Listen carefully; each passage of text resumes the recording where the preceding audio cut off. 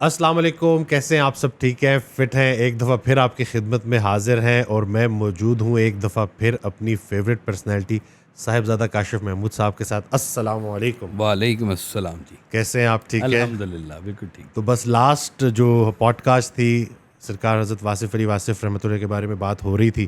ویسے تو 2-3 جو ہے ایپیسوڈ کافی نہیں ہے پوری طرح سے ان کے بارے میں، بلکہ کئی ایپیسوڈز کافی نہیں ہیں ان کے بارے میں بات کرنے کو. تو لاسٹ جو بات ہو رہی تھی وہ 1001 راتیں، تو وہیں سے ہی آپ کنٹینیو کریں. جی ہاں، بسم اللہ الرحمن الرحیم. یہ دور تھا جی جب یہاں پہ قذافی اسٹیڈیم کے ساتھ ہے ایک فزیکل کالج، وہاں کے ڈائریکٹر تھے عزیز مغل صاحب. تو انہوں نے اہتمام کیا تھا کہ رات کو عشاء کے بعد وہاں پر محفل ہوا کرتی تھی، اور اس کو الف لیلوی داستان جو ہے نا وہ اشفاق صاحب کہا کرتے تھے جی. کہ مسلسل 1001 رات محفل ہوئی ہے روز، اور روز آپ تقریباً کو رات کو 1 بجے 2 بجے اتنے بجے آپ تشریف واپس لاتے تھے، اور اس کی کوئی لمٹ بھی نہیں ہوتی تھی کہ یہ عشاء کے بعد شروع ہوئی ہے تو یہ کب تک چلنی ہے، کہ 1 گھنٹے کی نہیں، 2 گھنٹے کی نہیں، 3 گھنٹے کی بھی، 4 گھنٹے کی بھی محفلیں اس دور میں یہ ہوتی رہی ہیں. کوئی عید کی چھٹی نہیں، کوئی اس کو چھٹی نہ ملی، بس جس نے سبق یاد کیا، چھٹی کوئی نہیں تھی جی. اور دوسرے نمبر پہ یہ تھا کہ یہ والا جو دور ہے نا جی، اس کی انفارچونیٹلی ہمارے پاس آڈیو ریکارڈ نہیں ہے. یہ وہ دور تھا جب واقعہ سنایا تھا اشفاق صاحب نے کہ بھئی میں سب سے پہلے آگاہ تھا جب وہ شب چراغ والا میں نے آپ کو واقعہ سنایا تھا کہ شب چراغ کی کتاب میں اشفاق صاحب نے کنڈی لگا لی تھی کہ آپ بتائیں آپ ہیں کون. اس کے بعد اشفاق صاحب کا نا وہ رابطہ منقطع ہو گیا تھا. اچھا، اس میں اشفاق صاحب نے کتاب کا وہ لکھ کے نہیں دیا تھا، نوٹ نہیں بنا کے، نہیں یہ کتاب پر میں نہیں لکھ سکتا، یہ انہوں نے معذرت کی تھی. تو اب جب یہ سین شروع ہوا اور اشفاق صاحب کو کوئی صاحب وہاں پہ لے کے آئیں کہ آئیں آپ کو ایک درویش سے ملاتے ہیں اور آپ ذرا ان کی بات سنیں کہ وہ کیا کہتے ہیں. کہتے ہیں جب میں آیا تو میں نے دیکھا کہ یہ تو وہی واصف صاحب ہیں جن کی شاعری کی کتاب آئی تھی میرے پاس.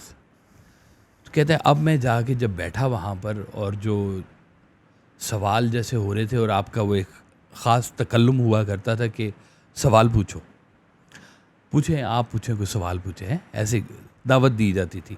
اور محفل کا کوئی ٹاپک نہیں ہوتا تھا کہ آج ہم فلاں موضوع کے اوپر گفتگو کریں گے، آج ہم حیات الطیبہ کے حوالے سے گفتگو، نہ، کوئی ٹاپک نہیں ہوتا تھا. سوال، اور سوال کوئی بھی ہو سکتا تھا. نارملی آپ پسند فرماتے تھے ایسے سوالات کہ جس سے آپ کا ذاتی سفر کہیں پہ رک رہا ہے، آپ کا دینی سفر، آپ کا دنیاوی سفر، آپ کے خیال کا سفر، آپ کا روحانی سفر، کہیں پہ اگر اس میں کوئی آپ کو رکاوٹ پیش آ رہی ہے تو آپ کہتے ہیں جب سوال پوچھو ہم آپ کو بتا دیں اس کا. تو وہ سوال اور وہ جواب وہ چلنے شروع ہوئے. تو اشفاق صاحب نے مجھے بتایا کہ کہتے میں بھی فقرہ شناس آدمی ہوں، میں بھی ڈرامہ لکھتا ہوں. تو کہتے ہیں یہ جو باتیں آ رہی تھی نا، یہ ایسے لگتا تھا جیسے کوئی ریاضی کے فارمولے آسمان سے اتر ہیں اور وہ ہمیں بتا رہے ہیں، اور ایک انتہائی خوبصورت فلو کے ساتھ وہ سارا معاملہ چل رہا ہوتا تھا. ابھی بھی جیسے سرکار واصف صاحب کی چینل پہ جو آپ کا آفیشیل چینل ہے اس کے اوپر آپ کی آڈیوز موجود ہے، وہ آپ سنیں تو ایسے ہی لگ رہا ہوتا ہے کہ واقعی ایک نزولی کیفیت چل رہی ہوتی ہے اور ایک خاص انداز میں بات جا رہی ہوتی ہے. اور کہتے میں نے وہ دیکھا نا تو میں نے کہا یار یہ تو بہت بڑا ایسے دریا آ رہا ہے عرفان کا، اور باتیں لوگوں کے کانوں میں جا رہی ہیں پر ضائع ہو رہی ہیں، ریکارڈ نہیں ہو رہی.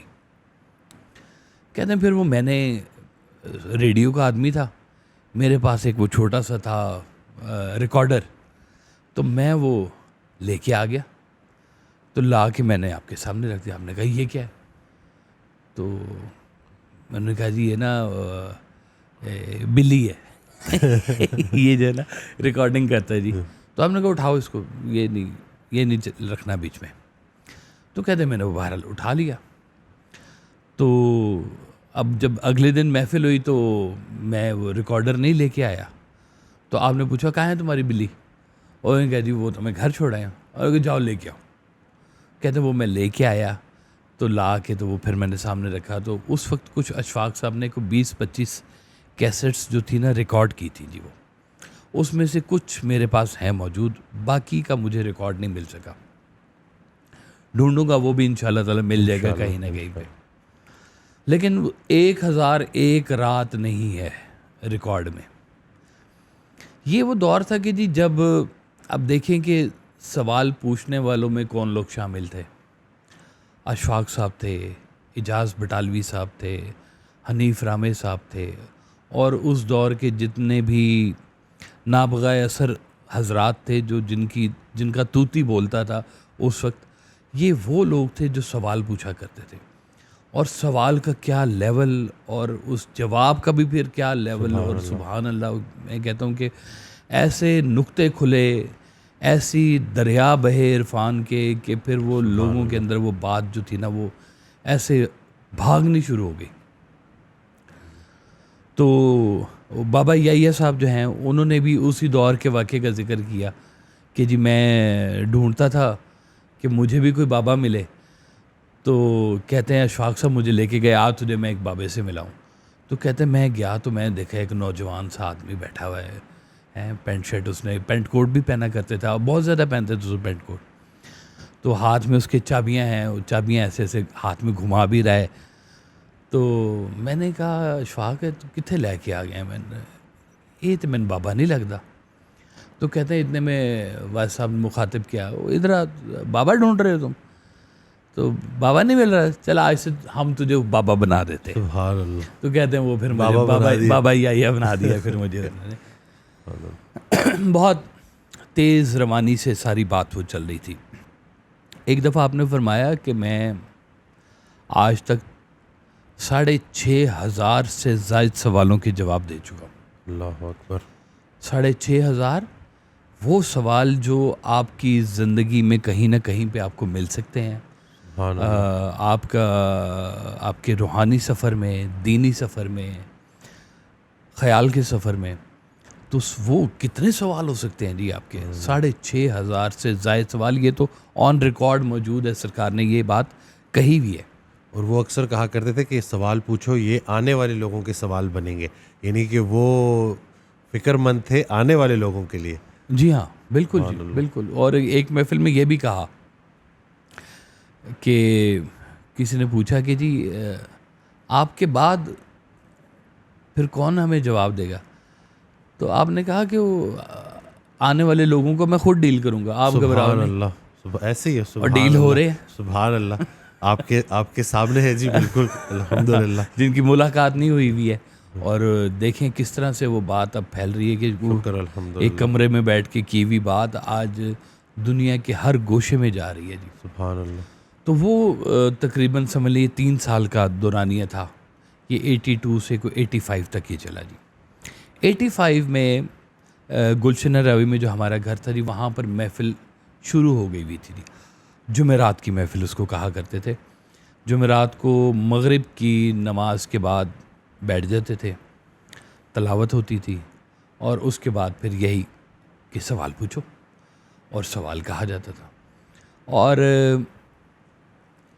اس میں لوگوں نے یہ بات پھر محسوس کی کہ ہم سوال بھی نہیں کرتے اور ہمارے جواب بھی آ رہے ہوتے ہیں. سبحان اللہ. سوال ابھی ہمارے دل میں ہوتا ہے اور ہمیں جواب آ رہے ہوتے ہیں. سبحان اللہ. ہماری ایک عائشہ آپا ہوا کرتی تھی, اللہ انہیں جنت الفردوس میں اعلیٰ مقام عطا فرمائے.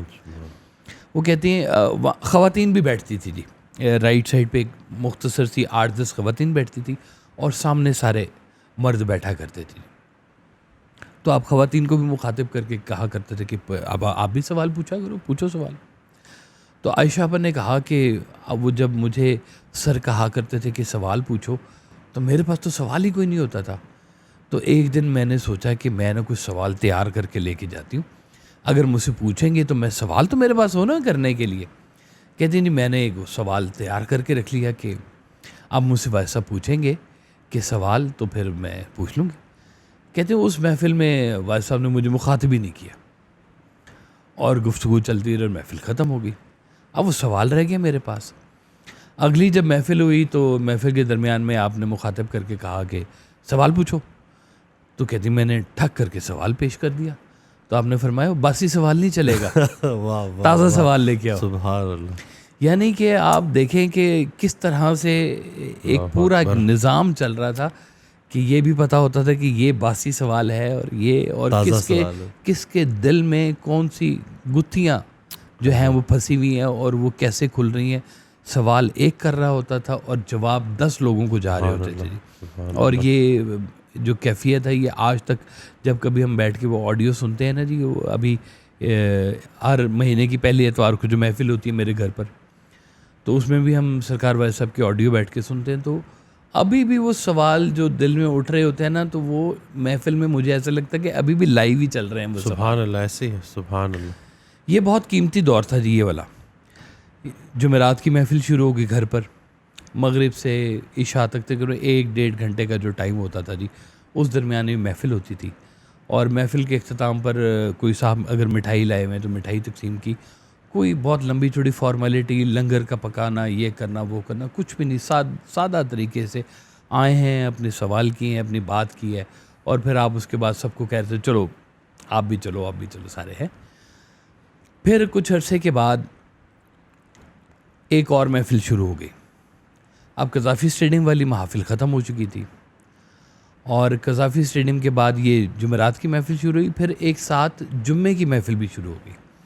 جمعے کو محفل جو تھی نا وہ کسی کے گھر پر ہوا کرتی تھی, جس میں یہ سارے لوگ شامل ہیں. اشفاق صاحب بھی شامل ہیں, حنیف رامے صاحب بھی شامل ہیں, ہمارے ایک بہت ہی پیارے شخصیت ہیں محترم بلال صاحب, ان کے گھر میں سب سے زیادہ محافل ہوئی ہیں.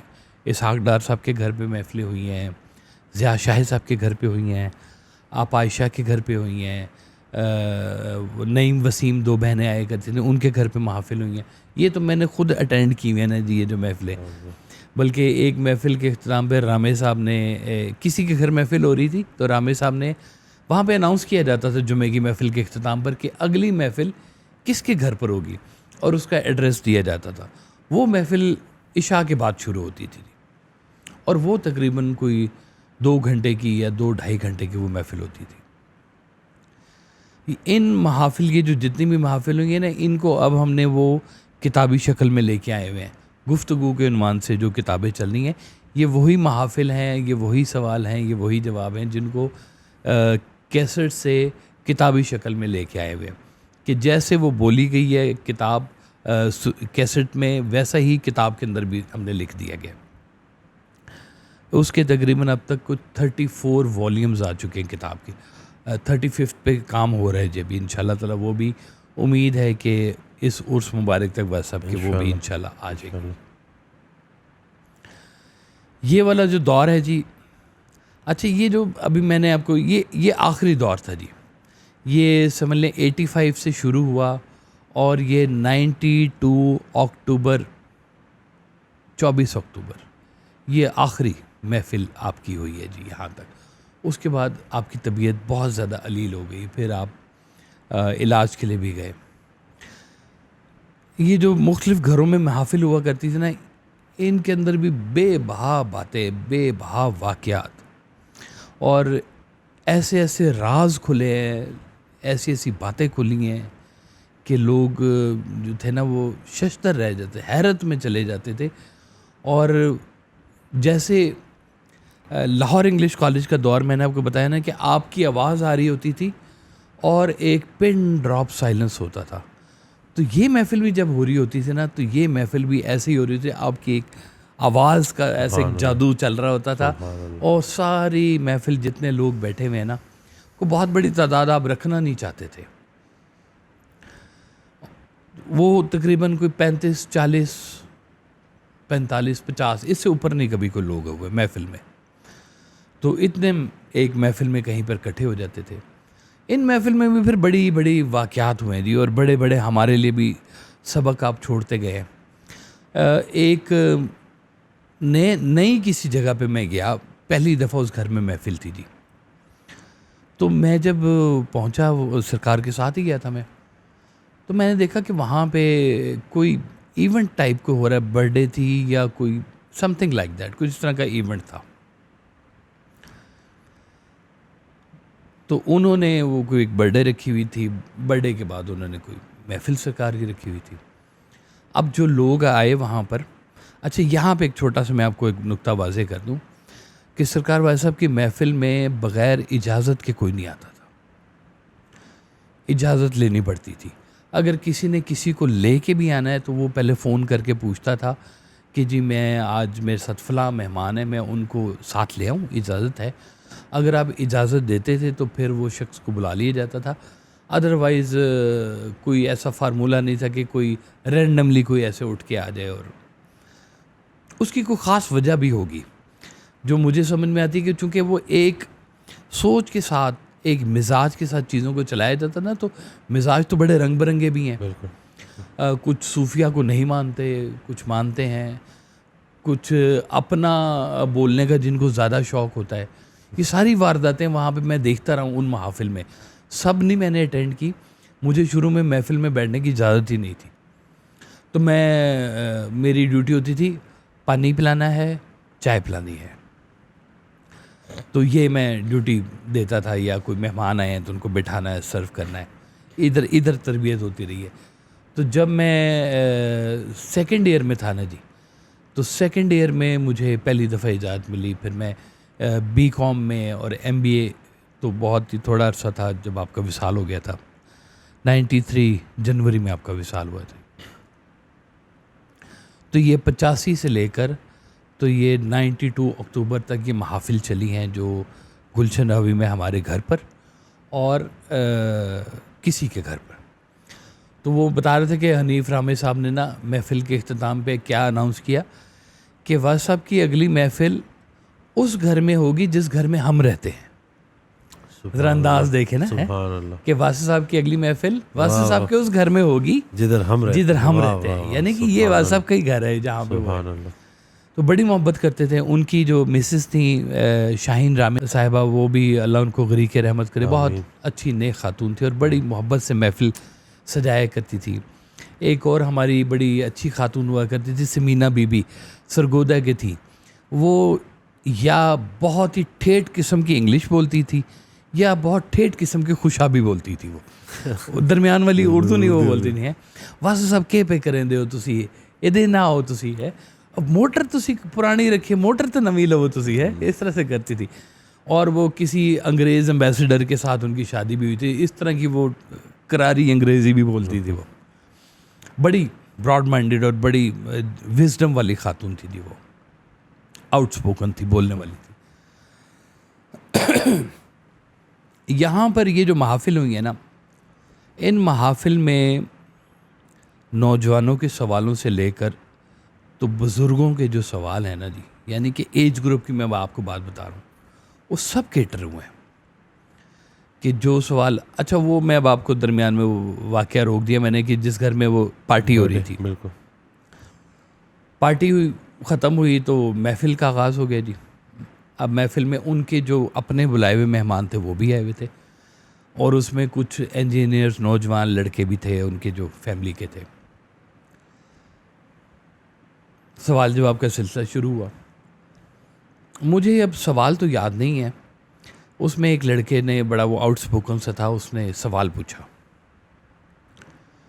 تو آپ نے اس کے جواب میں جو ارشاد فرمایا، وہ جواب مجھے یاد ہے.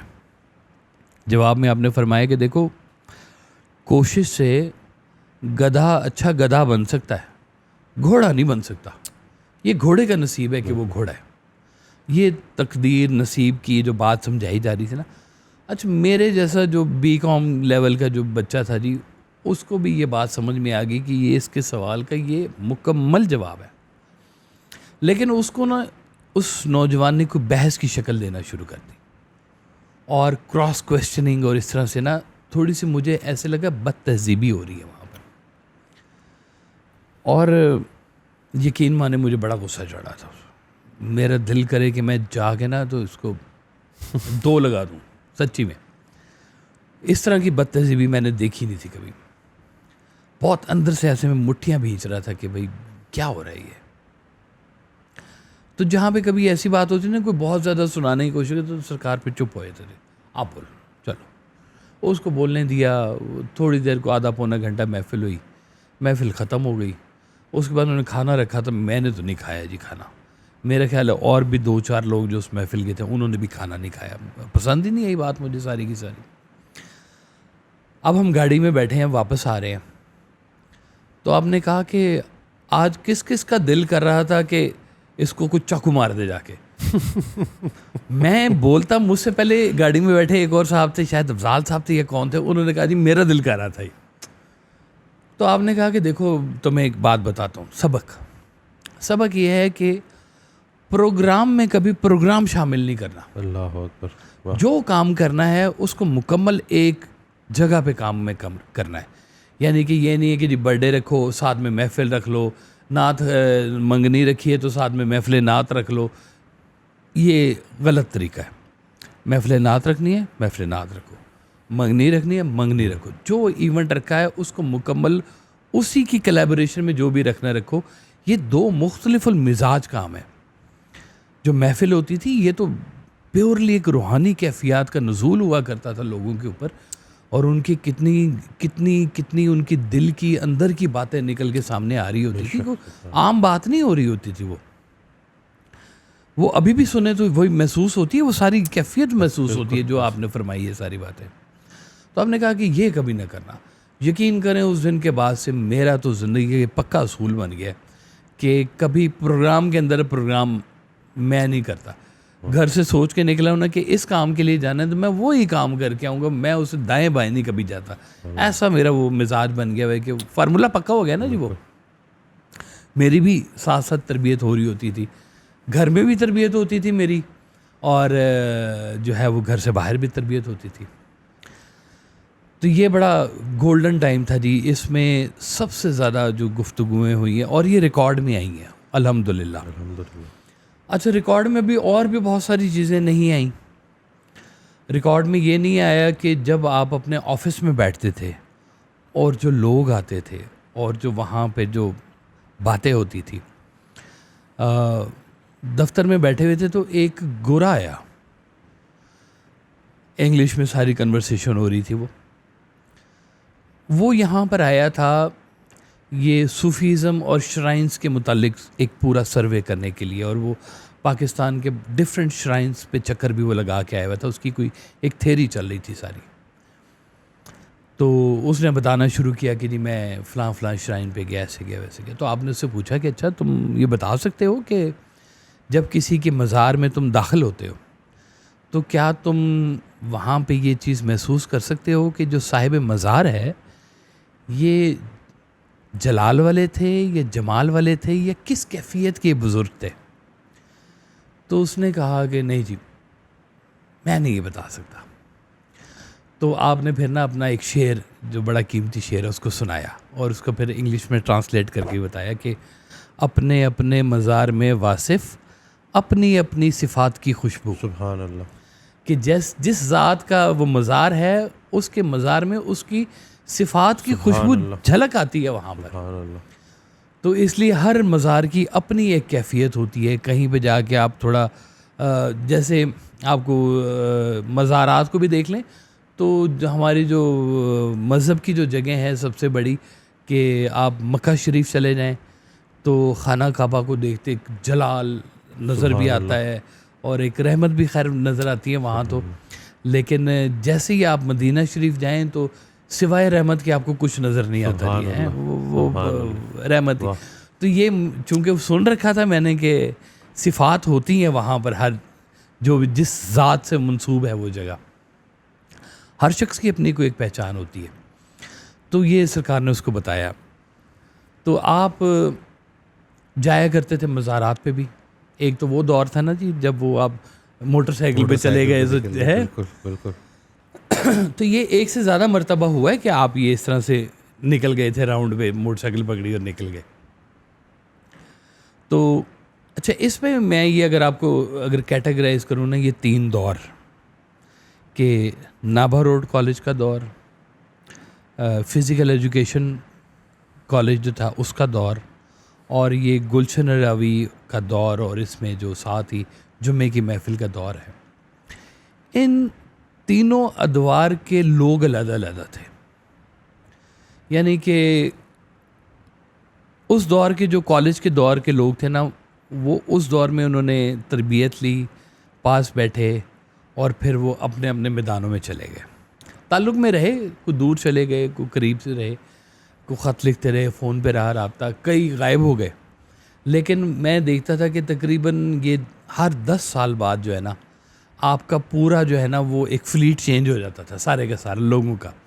یعنی کہ نئے لوگوں کی تربیت جو ہے نا وہ شروع ہو جاتی تھی.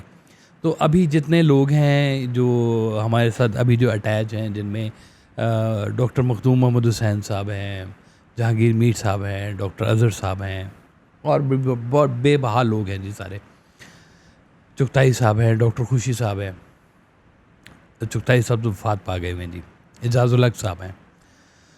یہ 85 کے دور کے لوگ ہیں جی، یہ جو 85 میں آئے اور 93 تک جب تک وصال ہوا اس وقت تک ساتھ رہے جی. اس سے پہلے کی اور بریڈ تھی، اس سے پہلے کی اور لوگ ہوا کرتے تھے. تو وہ ڈفرینٹ مزاج کے لوگ میں نے دیکھا کہ آپ کے ساتھ ایک وقت میں رہے ہیں.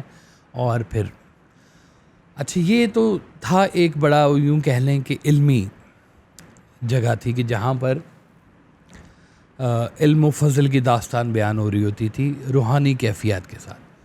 لیکن آپ کے اینگل میں کچھ اور بھی لوگ تھے جو بڑے چھپے ہوئے صوفیہ بھی ہوا کرتے تھے، اور بڑی بڑی طاقت والے لوگ ہوا کرتے تھے کہ جو اپنی اپنی جگہ پر بڑے سمجھ لیں عامل بھی کہہ سکتے ہیں آپ ان کو، اور بڑے اس طرح کے لوگ بھی رہے ہیں. درمیان میں کئی جنات والے لوگ بھی رہے ہیں، کئی روحوں والے لوگ رہے ہیں. تو یہ سارے بڑے ڈفرینٹ لوگ جو تھے نا. اب یہ درویش کے پاس سارے لوگ آتے ہیں جی. یہ جو وقت کے جو ہوتے ہیں نا جی، کتب جو ہوتے ہیں، کتب ارشاد ہوتے ہیں، یا کہہ لیں کہ کتب بیسیکلی تو کہتے ہیں نا وہ اس مینار کو جو روشنی دیتا ہے نا، سبحان اللہ. وہ کیا سمندر کے کنارے لائٹ جس کے اوپر لگی ہوتی ہے جی، لائٹ ہاؤس اس کو بولتے ہیں. ہاں جی، یہ لائٹ ہاؤس ہوتے ہیں بیسیکلی، جو اپنے دور سے بھولے بھٹکے ہوئے لوگوں کو وہ روشنی دکھا رہے ہوتے ہیں، اور وہ اس کو رستہ بتا رہے ہوتے ہیں کہ بھئی ادھر ہے صحیح رستہ، اللہ کا رستہ، ادھر چلو. تو وہ لوگوں کو پکڑ کے لا کے آپ نے یہ بات بتا رہے ہوتے تھے. اور یہ صرف بیان کی حد تک باتیں نہیں تھیں. میرا چونکہ میری پیدائش ہے 71 کی جی، تو 71 کے بعد سے مجھے یوں سمجھے کہ میری 3 سال کی میموریز ہیں میرے پاس. when I was 3 years old، اس وقت جو کچھ ہو رہا ہوتا تھا مجھے وہ میموری میں ہے میری. تو 3 سال سے جب آپ کا وصال ہوا ہے تو میری عمر اس وقت ہوگی 21-22 سال ہوگی جی. میں MBA کے 2nd سیمسٹر میں تھا اس وقت. تو یہ دور کے اندر جو میں نے چیزیں دیکھی، آبزرو کی. اچھا، میں اب چونکہ گھر میں بڑا تھا، یہ میں نے بہنوں کے بارے میں نہیں بتایا تھا ابھی تک آپ کو کہ میں گھر میں بڑا ہوں جی. مجھ سے چھوٹی بہن ہے، اس کا نام ہے سعدیہ واصف، وہ مجھ سے 4 سال چھوٹی ہے جی. سعدیہ واصف کی شادی ہوئے محمد جان کے ساتھ اسلام آباد میں ہوتی ہیں. اس سے جو چھوٹی ہے اس کا نام ہے نادیہ واصف، اس کی شادی لاہور میں ہوئی ہے. عامر سیال صاحب اس کے ہسبینڈ ہیں. اور اس سے چھوٹی جو ہے اس کا نام ہے قدسیہ واصف، اور اس کے جو ہسبینڈ ہیں ان کا نام آصف چودھری ہے، وہ آسٹریلیا میں ہوتی ہے. تو ہمیں یوں سمجھ لے کہ ایک تو خیر میری محبت بھی تھی بہنوں کے ساتھ. میری جو مجھ سے جو چھوٹی بہن تھی نا، میں اس کو اپنا چھوٹا بھائی سمجھتا تھا. میں اس سے کرکٹ بھی کھیلتا تھا، تو اس کے ساتھ وہ گڈی اڑاتا. تو میں نے وہ پنا ہوتا تھی جی اس وقت، چرخی نہیں ہوتی تھی، پنا ایسے اس کے اوپر وہ باندھی ہوتی تھی ڈور. تو ان کو میں نے سکھانا کہ اس کو کیسے پکڑتے ہیں کہ میں گڈی اڑا رہا ہوں تو ڈور نہ پھنسے ہے. اس طرح کا وہ میرے چھوٹے بھائی تھے تینوں. تو تینوں جو ہے نا یہ میرے ساتھ مل کے ہم سارے پروجیکٹ کر رہے ہوتے تھے. تو میری ایک تو خیر محبت بھی تھی ان کے ساتھ، بہنوں کے ساتھ. ابھی بھی الحمدللہ بالکل بچوں کی طرح میرے لیے وہ. ابھی ان کے بچے بھی بچے ہیں تو وہ خود بھی بچے ہیں میرے لیے. تو سرکار نے بھی کبھی نہ ہمیں کو بہت زیادہ فرق نہیں رکھا کہ میں بیٹا ہوں تو مجھے کوئی بڑا ایکسکلوسیو قسم کا کوئی ٹریٹمنٹ دیا جانا تھا. بلکہ بیٹیاں نا ان کو بہت زیادہ پیاری تھی سرکار والے صاحب کو. آپ کو بیٹیاں ویسے بڑی پیاری تھی, سبحان اللہ. تو وہ آپ نے وہ بیٹیوں کو بڑے پیار سے رکھنا اور پیار سے ان کو بلانا اور ان کی تربیت کرنی. اچھا, جب سرکار تشریف لائے تھے نا, وہ میں نے آپ کو بتایا تھا کہ لاہور انگلش کالج کا بورڈ لگایا تھا اور وہ بورڈ سارا ٹوٹ گیا. تو اس کے بعد سرکار نے گھر میں اسکول کھول لیا تھا, بچوں کا اسکول. اس کا نام تھا واصف آئیڈیل اسکول. اور وہاں پر اماں جی جو تھی میری, وہ ہیڈ مسٹریس وہ بن گئی. اور میرا خیال ہے اس اسکول کا مقصد یہ تھا کہ تینوں بیٹیوں کو 5ویں تک پڑھانا ہے. تینوں بیٹیوں نے, سب سے پہلے سعدیہ نے 5ویں کی, اسکول میں گئی. نادیہ گئی بعد میں, قدسیہ گئی, نادیہ قدسیہ دونوں گئے. تو جب وہ گئے ہیں تو اسکول بند ہو گیا. اور مطلب اس کی اتنی ایج تھی, وہ 5 سال 6 سال وہ اسکول چلا ہے. لیکن اس علاقے کے لوگ, جیسے جو وتیرہ تھا نا آپ کا لاہور انگلش کالج میں کہ جی فیس لی نہ لی کسی سے, اسی طرح کا بالکل نظام تھا سارے کا سارا وہاں پر بھی.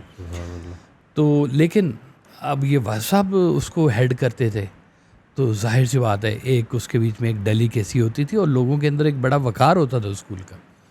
جس دن آپ نے وہ بند کیا نا, تو اس دن کافی سارے لوگ آئے کہ یہ اسکول آپ ہمیں دے دیں, یہ نام ہمیں دے دیں, ہم اس کو چلا لیتے ہیں, آپ نہیں چلانا چاہتے تو ہم ادھر بنا لیتے ہیں, ادھر کر لیتے ہیں. آپ نے کہا یہ بند ہو گیا, بس بند ہو گیا, آپ نے بنانا ہے اپنا اسکول بناؤ ہے.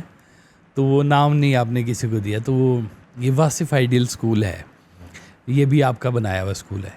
تو میرا کبھی کبھی دل کرتا ہے کہ میں سرکار کے اس نام کو دوبارہ میں شروع کروں, میں بھی ایک واصف آئیڈیل اسکول بناؤں آپ کے نام پر, جہاں پر وہی تعلیم جو چل رہی ہے وہ بھی دی جائے, اور ایسے بچے جو فیس نہیں بھی دے سکتے ان کو بھی آج کے دور کے مطابق جدید تعلیم دی جائے.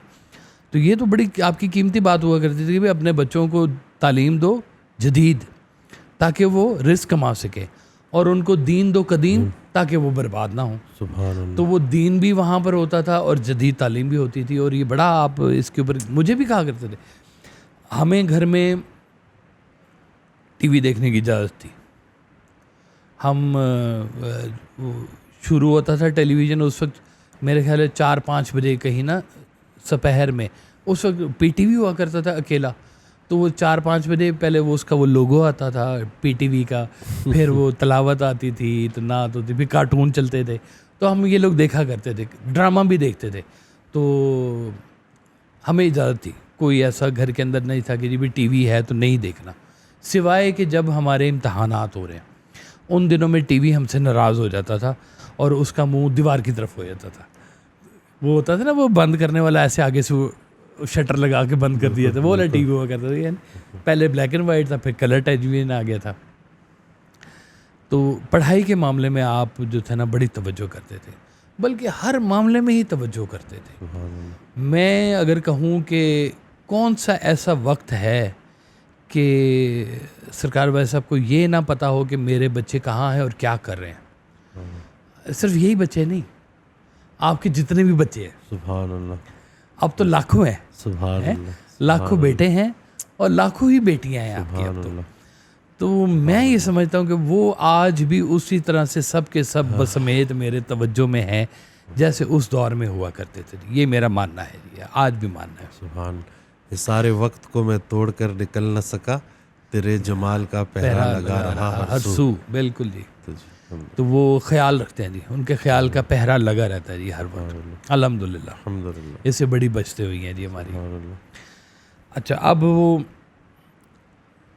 ہال کمرہ محفل کا, اور ہال کمرے کے ساتھ ایک چھوٹا کمرہ آپ کا آفس.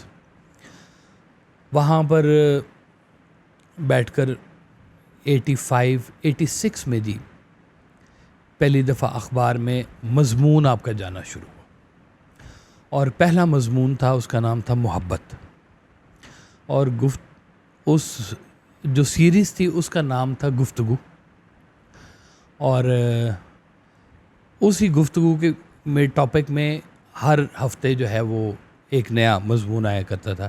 محبت, زندگی, توبہ, تقرب الہی, اور 147 مضامین ہیں جی جو اخبارات میں آئے ہیں جی, اور انہی کی پھر وہ 3 کتابیں بھی بنی, دل دریا سمندر, قطرہ قطرہ کلثم اور حرف حرف حقیقت. یہ 3 ہیں کتابیں جو صرف آپ کے وہ مضامین ہیں جو اخبارات میں ان دنوں میں آتے رہے ہیں, اور ان اخبارات کے سے بھی کئی لوگ پھر آپ سے ملاقات کے لیے آئے اور خط و کتابت کا سلسلہ شروع ہوا. وہ خط بھی بڑے قیمتی تھے جی, اور ان کے جواب بھی بڑے قیمتی تھے. آپ کی وصال کے کافی عرصہ بعد میں اور ڈاکٹر مختوم صاحب ہم بیٹھے ہوئے تھے, سوچا کہ ہم نے نا یہ خط بڑے قیمتی ہیں تو ان خطوں کو کتابی شکل میں لے کے آیا جائے. تو سرکار بڑا اس کو نا ریکارڈ رکھوایا کرتے تھے اس کا, کہ خط آیا ہے, خط کا جو جواب لکھا ہے, جواب تو بھیج دیا, جواب کی فوٹو کاپی اس خط کے ساتھ اسٹیپل کر کے ایک فائل میں رکھ دی. کیا بات. وہ فائل ایسے بنتے بنتے اتنی موٹی وہ فائل ہو گئی تھی. ہم نے جب وہ کتاب بنانی شروع کی تو ایک ایک خط اٹھاتے جائیں, اس کو پڑھتے جائیں کہ اس کو شامل کر لیا جائے. کچھ بہت پرسنل باتیں بھی تھیں ان میں جو ہم نے پھر نہیں شائع کی. وہ ایک راز سمجھ لیں کہ وہ راز ہی رہتے ہیں, تو وہ ہم نے وہ باتیں شامل نہیں کی. لیکن جو ایسی باتیں تھیں کہ جو ایسے لگا کہ یہ بھی سوال ہیں لوگوں کے, اور یہ کسی کا سوال بھی ہو سکتا ہے, تو ان کے بھی جو جواب ہے نا یہ آنے چاہیے. گمنام ادیب کے گمنام ادیب تھا جی اس کا نام. تو گمنام ادیب جب وہ ہم نے خط نکالنے شروع کیے, ایک دو دو تین ایسے ہم کرتے گئے, تو ایک دم سے نا ایک اس میں سے چٹ نکلی. اس چٹ کے اوپر لکھا تھا کہ اس سے آگے خط کھولنا منع ہے. ہم نے فائل وہیں پہ بند کی, جتنے خط نکلے اس کو کتاب بنا دیا ہم نے, گمنام ادیب. وہ چٹ جس دن غائب ہوگی اس دن اگلی کتاب بھی آ جائے گی, وہ والی گمنام ادیب کی جی. تو وہ خطوط بھی اپنی جگہ شاہکار ہیں جی.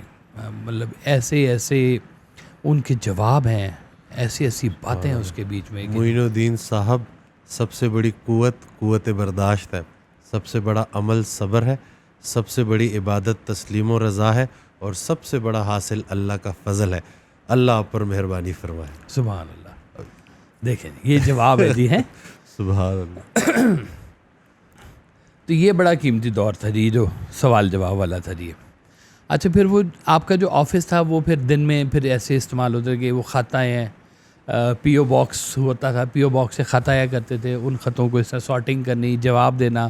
کبھی دیر ہو جاتی تھی تو آپ خط میں لکھتے تھے, معذرت کرتے تھے کہ خط کا جواب دینے میں تاخیر کے لیے میں معذرت خواہ ہوں. یہ بھی آپ لکھا کرتے تھے ساتھ میں.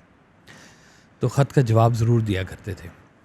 اور پھر وہ صبح کے وقت کی ساری جو ایک تفصیل چلا کرتی, ایک جیسے نا عام گھر نہیں ہوتا جی کہ صبح ہوئی ہے, سرکار بہت صبح اٹھ جایا کرتے تھے فجر وقت. اماں جی بھی صبح اٹھ جاتی تھی. اماں جی صبح اٹھ کے پہلے سرکار والے سب کو چائے بنا کے دیا کرتی تھی. چائے پینے کے بعد یہ کام ہوتا تھا کہ اب بچوں نے اسکول جانا ہے, تو ناشتے بننے ہیں, سارا کچھ ہونا ہے, تو آپ نے ہمیں اٹھانا ہے. مجھے تو سرکار ہی اٹھایا کرتے تھے, میں اٹھتا نہیں تھا. تو مجھے کہا کرتے تھے کہ تجھے اتنی نیند کیسے آ جاتی ہے. پھر کہتے تھے اچھا تجھے نا ابھی چنتا نہیں ہے, چنتا جس دن لگے گی نا تمہیں پھر تمہاری نیند اڑے گی. تو وہ میں دیکھتا ہوں کہ اب جو ہے نا وہ چنتا لگ گئی ہوئی ہے, تو اب میری بھی نیند بڑی تھوڑی سی ہو گئی, اور اس طرح کی نیند ہو گئی کہ کوئی پاس سے ایسے گزر بھی جائے نا تو میری آنکھ کھل جاتی ہے. چھوڑ کر بیدار مجھ کو آپ سو جاتی ہے نیند, نیند کو بھی نیند آ جاتی ہے ہجر یار میں. ہاں, مجھے میٹرک تک آپ اسکول چھوڑنے جاتے رہے اور اسکول سے لے کے آتے رہے. کہ اتنی مشکل ڈیوٹی ہے نا, جب میں نے اپنے بچوں کی دینی شروع کی نا تب مجھے پتہ چلا ہے کہ یہ اتنی مصروفیت میں وہ کیسے مجھے صبح چھوڑنے بھی جاتے تھے اور واپسی پہ مجھے گھر بھی لے کے آتے تھے. درمیان میں بہت تھوڑا عرصہ ایسے رہا کہ کہیں رکشہ لگوایا یا کچھ کیا, ورنہ میٹرک تک تو یہ آپ کا رہا ہے کہ جی آپ مجھے اسکول چھوڑنے جاتے تھے. پھر گوشت لینے خود چلے جاتے تھے آپ, جو علاقے کے سبزی والے, حجام, یہ سارے آپ کے معتقد ہی تھے. تو لیکن کسی پر بھی نا یہ آشکار نہیں ہوتا تھا کہ یہ کون ہے, بس یہ پتہ تھا یہ واجد صاحب ہیں, یہاں رہتے ہیں, اچھے آدمی ہیں یہ, لیکن یہ کون ہے, کیا مقام ہے ان کا, آپ بڑا مخفی رکھتے تھے. یہاں تک کہ جو ہمارا گلشن راوی میں گھر تھا اس گھر کو بھی جو ہے نا وہ آپ نے باہر نام نہیں لکھا ہوا تھا. تو لوگ کبھی آتے تھے نا آ کے تو کسی دکان سے پوچھنا کہ یہاں واسف صاحب کا گھر ہے, تو انہیں بتانا ہاں جی وہ گھر ہے. ہمارے گھر میں ایک وہاں نشانی تھی کہ ہمارے گھر میں 2 سفیدے کے درخت لگے ہوئے تھے جو بہت اونچے تھے. تو یہ بھی نشانی ہوتی تھی کہ آپ وین سے اترے نا تو مشرق کی طرف آپ کو جو 2 سفیدے کے بڑے درخت نظر آئے وہ ہمارے گھر میں لگے ہیں. تو وہ سفیدے کے درخت سے بھی لوگ ہمارے گھر آ جایا کرتے تھے. تو نکلتے تھے خود ہی گوشت بھی لینے کے لیے. اور وہ ہمارے ایک منان صاحب ہیں, انہوں نے ایک واقعہ سنایا, کہتے ہیں کہ وہ ایک دن مجھے سرکار نے پیسے دیے کہ یہ لو جاؤ گوشت لے کے آؤ. تو میں جب نکلنے لگا تو آپ نے مجھے کہا کہ اور تمہیں پتہ ہے اچھا گوشت کیسے ملتا ہے؟ میں کھڑا ہو گیا, میں کہا جی کیسے ملتا ہے اچھا گوشت؟ تو آپ نے فرمایا اچھا گوشت تجربے سے اور نصیب سے ملتا ہے. سبحان اللہ. یعنی کہ تمہیں پتہ ہو کہ اچھا گوشت تو ہوتا کیا ہے اور پھر وہ تمہارا نصیب کہ تمہیں وہ مل بھی جائے. سبحان اللہ. چھوٹی چھوٹی بات کے اندر نا ایسے خوبصورت سی ایک حکایت آ جاتی تھی ساتھ کے ساتھ. دوپہر کا کھانا ہمیشہ آپ فیملی کے ساتھ کھاتے, گھر پر ہے تو سب ہم گھر والوں نے, اماں جی نے, بچوں نے بیٹھ کے کھانا کٹھے کھانا, پھل چھل لے کے آتے تھے, پھل کھاتے تھے. اور جو آپ کا صحیح سونے کا ٹائم تھا نا جی, وہ یہ 1.5 سے 2 گھنٹے ہوتے تھے جس کو کیلولا کہتے ہیں نا, کہ دوپہر کھانے کے بعد عصر تک جو ٹائم ہے وہ ٹائم کے اوپر جو ہے نا جی آپ آرام فرمایا کرتے. اور یہ ایسا ٹائم تھا کہ جس میں ٹیلی فون بھی بند, اور کوئی مہمان بھی آئے گا تو وہ بھی باہر, مطلب یہ بٹھا دیا انتظار کر لے, تو ملاقات کا نہیں یہ ہوتا تھا ٹائم. یہ ٹائم ہوتا تھا جس میں آپ آرام کرتے تھے. کتنا ٹائم؟ 1.5 سے 2 گھنٹہ. رات شام کو پھر وہی مہمانوں نے آنا شروع ہو جانا, اور شام جب ختم ہونی تو رات کا جب پہر شروع ہونا. تو یہاں ہمارے ہاں رات ہوتی ہے, باہر کے ملکوں میں دن شروع ہو جاتا ہے. تو وہ باہر کے لوگوں نے رات کو ٹیلی فون کرنے ہیں آپ کو, تو وہ بھی ایک شروع ہو جاتا تھا. پھر رات کے جب 2:30-3 بجتے تھے تو پھر وہ ٹائم ہوتا تھا, پھر آپ ذرا مضمون جو لکھا کرتے تھے, تحریر, یہ ان کا فیوریٹ ٹائم تھا لکھنے کا. یعنی کہ آخری پہر جس کو رات کا کہتے ہیں, گہری رات, اور وہ خاموشی ہوتا ہے. اب آپ کا ایک بڑا خوبصورت فکرہ بھی اس کے اوپر کہ شاعر صرف جاگتا ہے باقی کام رات کرتی ہے. سبحان اللہ. تو وہ ایک تنہائی اور ایک خاموشی اس وقت ملا کرتی تھی, وہ پھر آپ کا لکھنے کا ٹائم تھا. تو اتنی دیر میں اب تھوڑی دیر بعد فجر ہو جاتی, تو آپ ایسے لیٹتے ہی تھے تو تھوڑی دیر بعد فجر ہونی تو پھر چائے, اور پھر وہ سارا سین جو, یعنی کہ بہت ہی مختصر سوتے تھے آپ. اور یہ دوپہر کا ایک ٹائم تھا جس میں ہمیں منع تھا کہ بھئی ٹیلی فون بھی بند, اور کوئی باہر بھی آئے تو وہ یا انتظار کرے یا مغرب کے وقت تشریف لائے. تو یہ مصروفیت, اتنی مصروفیت آپ کی ہوتی تھی کہ مہمانوں کا. اور اس میں جو خاص ایک مہربانی تھی کہ ہماری اماں جی جو تھی نا, وہ بڑی خدمت کی جی, انہوں نے بڑی ڈھیر ساری خدمت کی. میں نے صرف جا کے اماں جی کو اتنا ہی کہنا ہوتا تھا کہ جی اتنے کپ چائے, اتنے لوگوں کا کھانا, 3 کھانے دے دیں, 4 چائے دے دیں, 2 کھانے دے دیں, 6 چائے دے دیں, بس یہی سارا دن ساری رات. اور آخری دنوں میں جب آپ کی طبیعت بہت زیادہ علیل تھی تو ان دنوں میں تو پھر سائی رات لوگ ہمارے پاس رہا کرتے تھے, ڈاکٹرز بھی ہوتے تھے اور یہ بھی. تو ساری رات, اب رات کو 2:30 بجے کہاں سے کھانا ملنا ہے, تو اماں جی نے رات کو اگر کوئی سالن بچا ہوا ہے تو اس کا پراٹھے بنا کے دے دینے, یا اگر سالن نہیں بچا ہوا تو انڈے بنا کے دے دینے, آلو بنا کے دے دینے ہیں. تو یہ اماں جی کی خدمت کنٹینیوسلی ساتھ چلتی رہی ہے جی. اور کوئی ملازموں کی کوئی فوج تھوڑی ہوتی تھی ہمارے پاس. زیادہ سے زیادہ کیا ہوتا تھا کہ کوئی کپڑے دھونے والی آ گئی ہے, بس وہ ایسے ہی مجھے یاد ہے 1-2 کوئی جو مائیاں ہوتی تھی تو وہ بس کبھی آ جاتی تھی, تو باقی اماں جی سارا کام گھر کا خود ہی سنبھالتی تھی.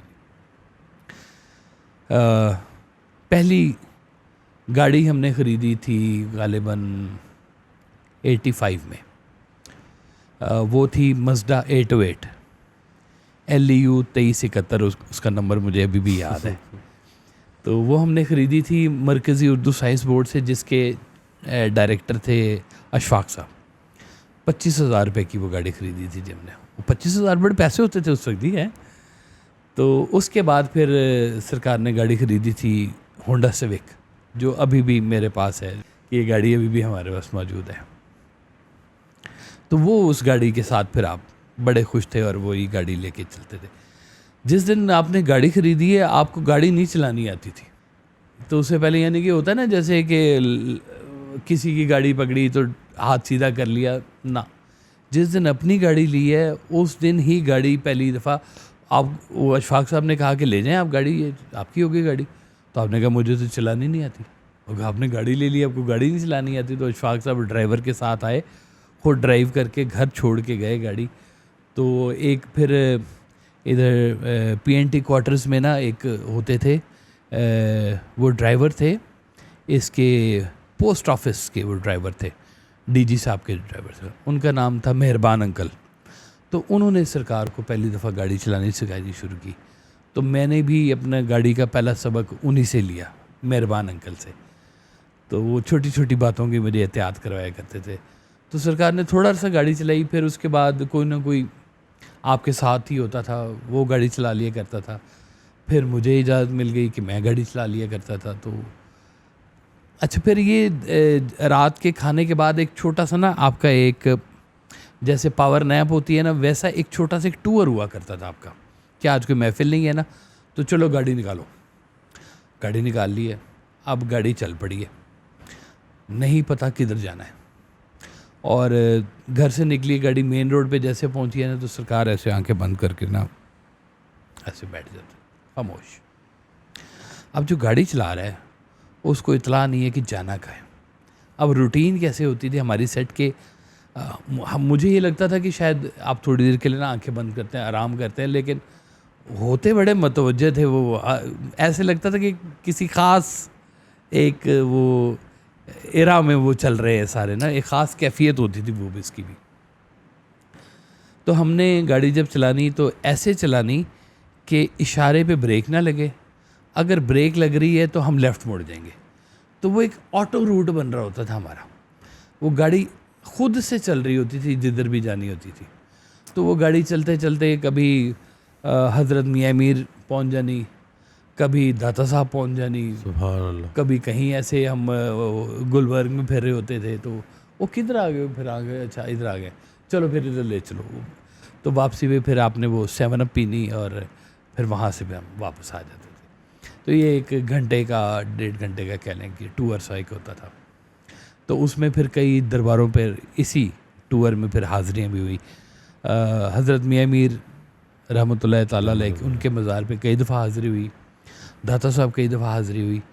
ایک بزرگ ہیں جو ادھر باغ جناح میں ہے جن کا مزار, ان کا نام ہے حضرت ترت مراد. تو وہاں پہ سرکار بڑے شوق سے جایا کرتے تھے. وہ ایسی گاڑی چلتی, وہاں بھی گاڑی پہنچ جاتی تھی خود ہی, کہ اب روٹ ہی ایسا بن جاتا تھا آٹو. تو وہ کھولتے, اچھا ادھر آ گئے, چلو ادھر لے چلو, پھر ادھر جانا. تو جا کے ادھر بیٹھتے تھے تھوڑی دیر, پھر آ جاتے. کچھ دوستی تھی آپ کی ان کے ساتھ بھی باہر. تو یہ ٹائم جو تھا نا یہ چلتا رہا. 86 میں کتاب چھپ چکی ہوئی تھی کرن کرن سورج. یہ آپ کے چھوٹے چھوٹے سے فکروں کی ملفوظات جس کو کہتے ہیں, اس کی کتاب چھپ چکی ہوئی تھی. اور 86 میں پھر اس کا جو تھا نا تقریب رونمائی رکھی گئی, وہ ہوئی تھی پرل کانٹیننٹل ہوٹل میں. جی بڑی خوبصورت باوقار تقریب تھی. اس کی صدارت کرنی تھی قدرت اللہ شہاب صاحب نے, اور اس کے جو مقررین تھے اس میں اجاز بٹالوی صاحب, قدرت اللہ شہاب صاحب, حنیف رامے صاحب, بانو قدسیہ, اشفاق صاحب, ذوالفقار تابش صاحب. یہ ذوالفقار تابش صاحب نے اس کی وہ کی تھی نقابت, جس کو اینکرنگ بولتے ہیں جی, وہ انہوں نے کی تھی جی. تو تقریب سے کچھ روز پہلے ہی قدرت اللہ شہاب صاحب کا وصال ہو گیا. تو ان کی جگہ پھر ایک اور صاحب تھے, ان کا نام تھا شیخ منظور الہی. یہ سرکار کے وصال کے بعد کچھ عرصے کے لیے care taker chief minister Punjab بھی رہے ہیں شیخ منظور الہی صاحب. بہت پیارے انسان تھے جی, خوبصورت سے. انہوں نے صدارت فرمائی تھی. تو اس تقریب میں جو قدرت اللہ شہاب صاحب نے سرکار پہ جو مضمون لکھا تھا وہ مضمون ریحانہ اورنگزیب تھی، انہوں نے پڑھا تھا وہ مضمون، اور اس تقریب کی جو ویڈیو ہے وہ یوٹیوب پر موجود ہے. تھوڑی سی آواز ہے اس میں، وہ پرانے دور کی ریکارڈنگ جیسی ہوتی تھی، وہ ویڈیو کیسٹ ہوا کرتی تھی، اس کے اوپر ریکارڈنگ ہوئی ہوئی تھی. کچھ تصاویر بھی ہیں اس کی، اس دور کی. تو وہ تقریب ہوئی تھی جی، وہ بڑی خوبصورت تقریب اور بڑا ایلیگنٹ ماحول تھا، اور بڑی کیفیت والی وہ تقریب تھی جی. مجھے بہت اچھی طرح سے وہ تقریب ابھی بھی ایسے آنکھوں کے سامنے فریش وہ تقریب. تو وہ ایک خاص تقریب تھی جی، کرن سورج کی تقریب. تو اس یہ تقریب ایک واقعہ ہوا جی. اب میں اصل میں نا آپ کو وہ تھوڑے دور کے نا تھوڑی سی چیزیں بتا رہا ہوں. میں اگر ڈیٹیل میں جانا شروع ہوں نا تو شاید ایک سال کئی پوڈ کاسٹوں پہ مشتمل ہو. یہ جو میں آپ کو ٹینیور بتا رہا ہوں نا، اس میں جیسے سرکار کا آفس تھا نا جہاں بیٹھا کرتے تھے، اس آفس کی اپنی اتنی وارداتیں ہیں کہ میں اگر اس کے واقعات آپ کو سنانا شروع کر دوں نا تو شاید ہمیں پتہ نہیں کتنے دن بیٹھنا پڑ جائے یہاں پر. تو وہ میں کچھ اس واقعات پہلے کچھ شیئر کر چکا ہوں اپنے یوٹیوب چینل کے اوپر بھی، کچھ ویڈیوز یادداشتیں کے حوالے سے میں نے بنائی ہوئی ہیں. اس میں کچھ واقعات ہیں ایسے جو اس آفس کے ہیں، دفتر. تو بڑے بڑے قیمتی لوگ وہاں پر آئے ہیں جی، بڑے مزیدار قسم کے لوگ آتے رہے ہیں. چھوٹی بہن تھی میری سعدیہ، اس کو یہاں گلے پہ نا گٹھلیاں سی بن گئی. تو جب اس کو چیک کروایا گیا تو ڈاکٹر نے کہا کہ کچھ کینسر نما کوئی چیز ہے یہ. تو گھر میں بڑا ایک دم سے پینک ہو گیا سارا کہ بہن کو کینسر ہو گیا ہے اور آپریشن ہوگا اور کیا ہوگا. چھوٹی بہن، مجھے خود بڑا ہوا کہ وہ یہ کیا ہو گیا واقعہ. تو ایک روز آپ نے مجھے دفتر سے آواز دیا کرتے تھے، میرے زور سے کاشف ایسے آواز دیتے تھے، میں جدھر بھی ہوتا تھا. اچھا مجھے یہ آپ نے کہا ہوا تھا ایک چیز کہ جہاں تمہارے کان میں آواز ہے تم نے وہیں سے جواب دینا ہے. یعنی کہ مجھے انتظار جواب کا نہ کرنا پڑے کہ تم نے آواز سنی ہے دور سے اور تم بھاگ کے آئے ہو قریب، اور قریب آ کے تم نے جی مجھے کہا ہے. جہاں پہ تمہارے کان میں آواز ہے یہ وہیں سے تم نے جی بولنا ہے، اور اتنا اونچا بولنا ہے کہ مجھے اس کی آواز ہے. تو مجھے آواز دی، میں نے وہیں سے جی کیا اور بھاگ کے میں آفس میں آیا. آفس آیا تو دیکھا ایک ملنگ بابا بیٹھا ہوا تھا آپ کے سامنے. انہیں رلی پہنی ہوئی تھی. رلی وہ آپ کو پتہ ہے وہ ایک چادر ہوتی ہے وہ ٹکڑوں والی، فقیر درویش سندھ والے جو ہیں اس طرح پہنتے ہوتے وہ. اس نے ایک رلی پہنی ہوئی تھی جی. آدھا اس کا موڈا بھی نظر آ رہا تھا، کندھا جو تھا، گھٹنوں سے نیچے ٹانگیں بھی اس کی بریک بالکل بریک سا بابا، لٹیں اس کی اتنی بڑی بڑی. تو آپ نے کہا کہ وہ سعدیہ کو بلاؤ. تو میں سعدیہ کو لے کے آیا، میں سعدیہ کے ساتھ کھڑا ہوا تھا. تو وہ بابا جی نے کہا کہ پتر، پنجابی بولتے تھے بابا جی، پتر تن کتنے گٹھلیاں بڑی ہیں نے. سعدیہ نے بتایا کہ بابا جی یہاں پر ہے. انہوں نے کہا اچھا پتر اتنے ہاتھ رکھ. سعدیہ نے اپنا یہاں پہ ہاتھ رکھ لیا ایسے کر کے. بابا جی نے اپنی گردن پہ یہاں پہ ہاتھ رکھا اور ایسے کر کے نا انہوں نے، چل بس ٹھیک ہے جاؤ. میں دیکھ رہا ہوں کہ یہ کیا ہوا ہے، اور میں نے کچھ بھی ہوتا تو میں سرکار کی طرف دیکھتا تھا کہ یہ کیا ہے. تو آپ مسکرا رہے تھے. تو آپ نے کہا ہاں ٹھیک ہے لے جاؤ اس کو. وہ ہم نے کو ہفتہ 10 دن بعد چیک کروایا تو گٹھلیاں بھی نہیں تھی اور کینسر بھی نہیں تھا اور وہ کلیئر تھی. سبحان اللہ. پتہ نہیں کیسی سرجری یہ ہوئی تھی. مطلب حیرت زدہ باتیں ہوتی ہیں نا، کچھ زندگی کے کچھ ایسے انوکھے واقعات ہوتے ہیں. تو یہ واقعہ بھی ان میں سے ایک تھا کہ جو میرے لیے بڑا حیران کن تھا کہ یہ میں نے روحانی سرجری پتہ نہیں پہلی دفعہ دیکھی تھی. یہ کیسے ہو جاتا ہے جی یہ سارا واقعہ، کہ کسی کی دعا ہوتی ہے کہ کیا ہوتا ہے. تو یہ میں دیکھتا رہا جی. اور بہت سارے اس طرح کے واقعات کہ جن کو کئی لوگوں کا اولاد، ڈاکٹر راشد لطیف ہے جی یہاں پر لاہور میں، جس نے پاکستان کا پہلا ٹیسٹ ٹیوب بیبی بنایا تھا جی. اس کے پاس ایک فیملی گئی، اس نے ان کو چیک کیا، اس نے کہا جی آپ کی بیگم میں فرٹیلیٹی نہیں ہے. وہ میاں بیوی روتے دھوتے آپ کے پاس آ گئے. تو آپ نے کہا کہ ڈاکٹر کون ہوتا ہے؟ تمہیں اللہ تعالیٰ بیٹا دے گا، بلکہ کہا کہ تمہیں بیٹا دیا. تو وہ ان کے ہاں بیٹا بھی ہوا، دوسرا بیٹا بھی ہوا، پھر بیٹی بھی ہوئی، اور وہ فائل بھی ان کے پاس ہے ڈاکٹر راشد لطیف کی. سبحان اللہ. تو میں نے بہت حیرت زدہ چائے کا کام کرتے تھے تو ان کو پیسے چاہیے تھے، وہ جو انہوں نے کال کی تو راتوں رات جو چائے کے ریٹ ڈبل ہو گئے، وہ پورا واقعہ. بالکل. وہ پنڈی میں تھے جی، ارشد صاحب غلہ منڈی میں ہوتے ہیں وہ.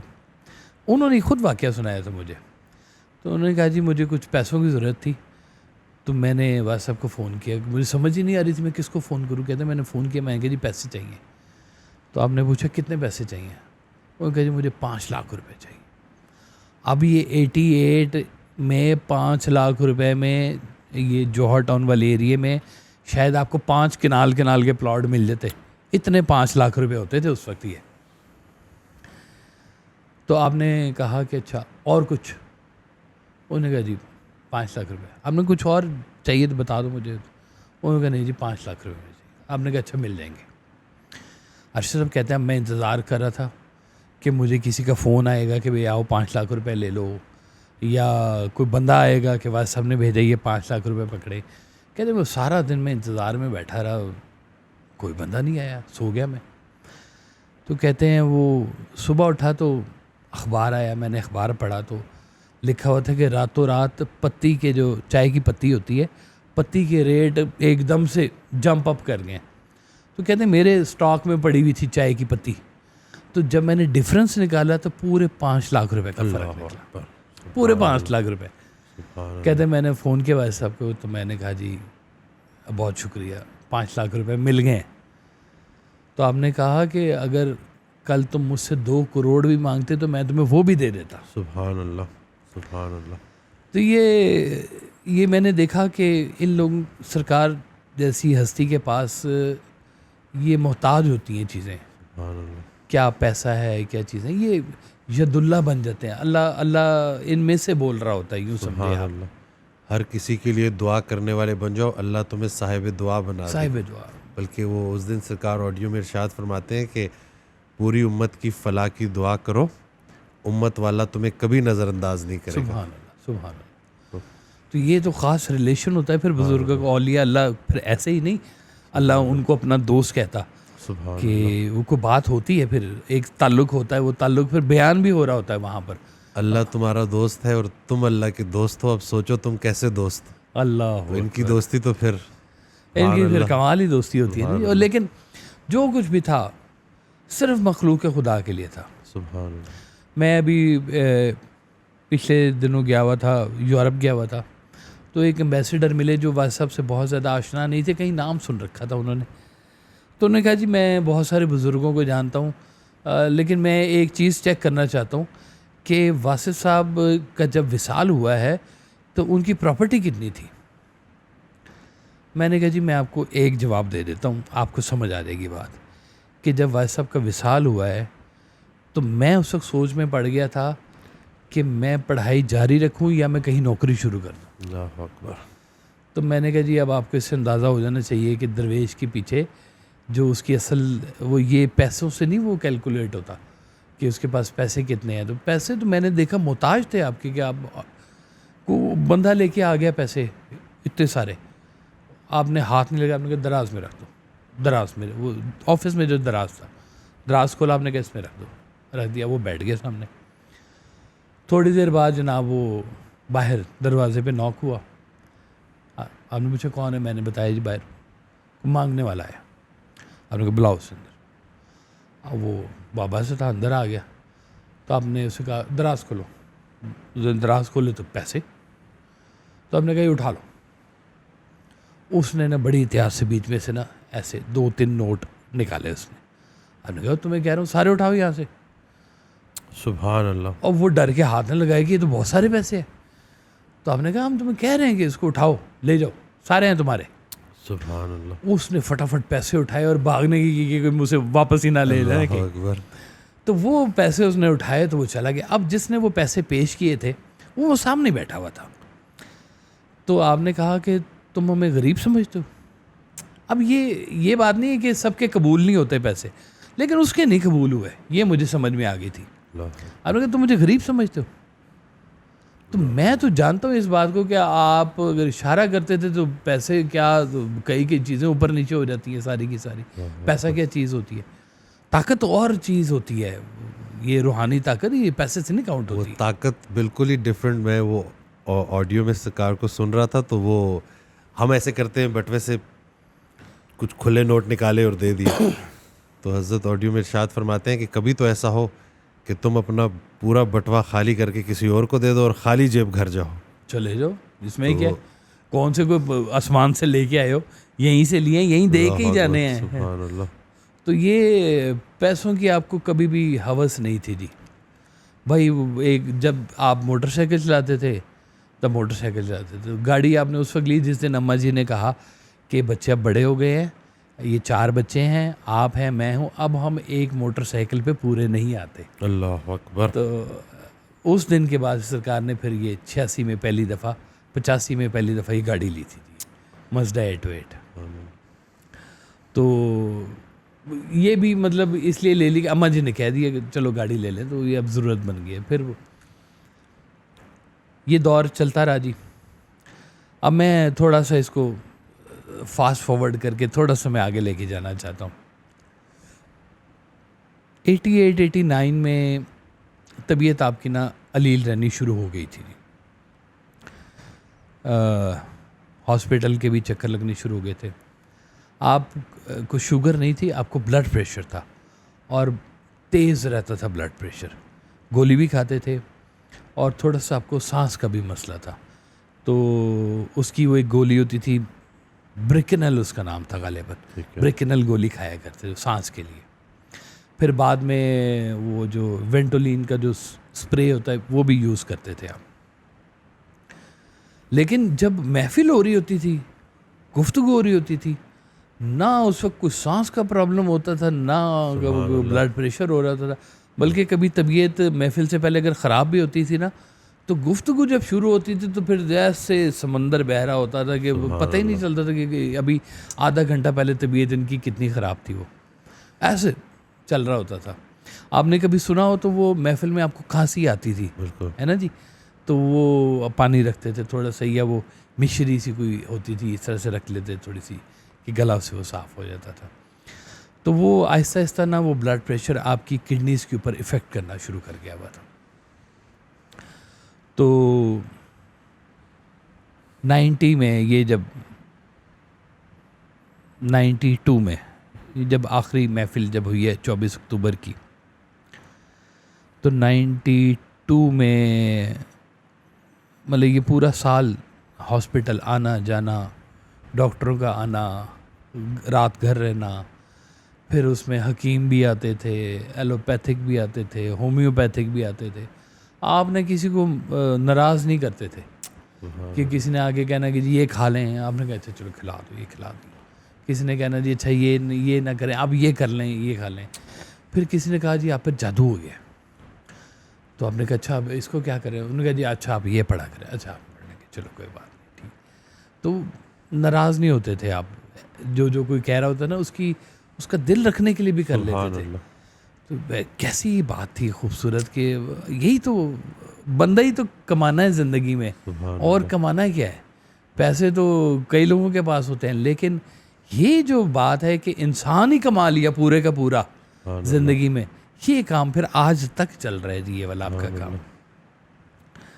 تو 92 میں پھر آپ آخری دنوں میں اکتوبر میں آپ نومبر میں میو ہاسپٹل میں نا پھر داخل ہو گئے تھے. طبیعت کافی لیل ہو گئی ہوئی تھی. وہ تقریباً 1 ماہ یہاں پہ رہے آپ. میں اس وقت MBA کے فرسٹ سیمسٹر میں تھا جی.